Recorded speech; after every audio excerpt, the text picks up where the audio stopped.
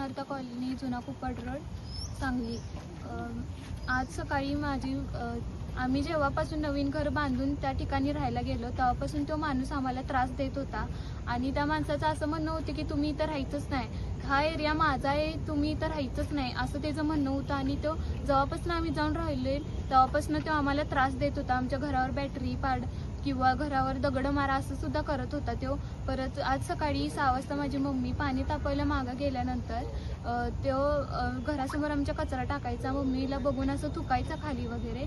मग त्यानं आज सकाळी त्याला आमच्याबद्दल त्याच्या मनात रागच होता आणि हे सकाळी भांडण चालू झालं तेव्हा माझे पप्पा उठून गेल्यानंतर पप्पांना कानाखाली मारून पप्पांच्या डोक्यात हातोड्याने वार केला। तेव्हा मी स्वतः त्या माणसाला लाकूड फेकून मारले। माझी मम्मी अडवायला जात होती तर माझ्या मम्मीला 4 ठिकाणी पोटामध्ये सुरीने वार केला आहे असं। आणि तो माणूस सायकल घेऊन गेला आहे। त्या माणसाचं नाव फरीद अब्दुल शेख। या माणसाने माझ्या मम्मी पप्पांना मारला आहे।